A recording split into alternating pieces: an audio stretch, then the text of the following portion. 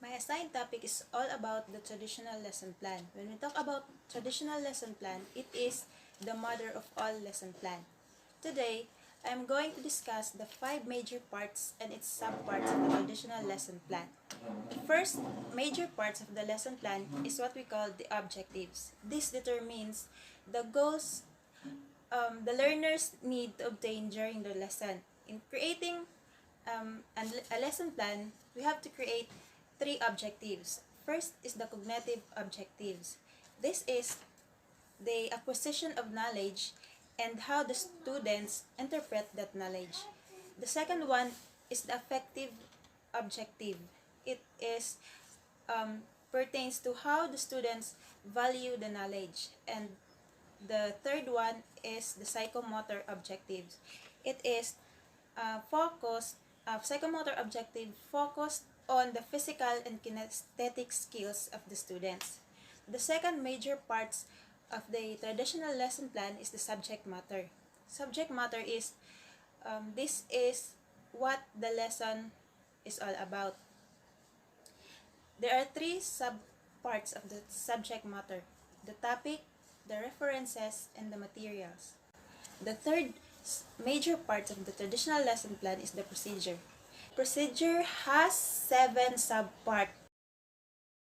The first one is the preliminary activity. This is the beginning activity to start the lesson. For example, is the checking of attendance, the energizer, the checking of assignments, and the prayer. The second subparts of the procedure is the developmental activities. This is either you enrich or reinforce the previous lesson. Under this is the unlocking of difficulties and the reviews. The third subpart of the procedure is the motivation. This is the attention gatherer activity of the lesson plan. For example, are the games, the puzzles, problem solvings, and the opening questions. The fourth subpart of the procedure is the presentation. This is the introduction of the lesson or the first step of teaching the new lesson. The most common activities to introduce a new lesson is through a story, problem solving, or any activities that will lead you to teach the new lesson.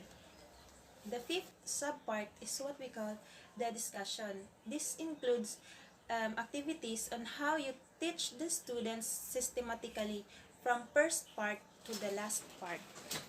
Sixth subpart is the application. It is either the enrichment of the newly acquired knowledge or the application of the new knowledge to the situation.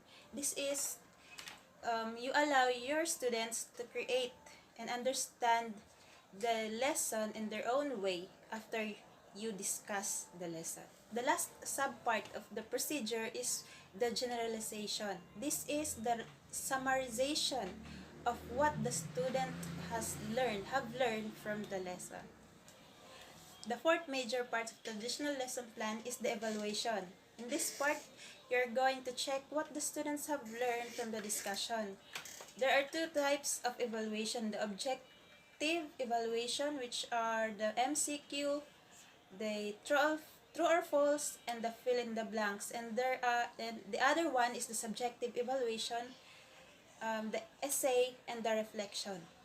The last major part of the traditional lesson plan is the assignments. This is to further check or extend or enrich the new lesson learned.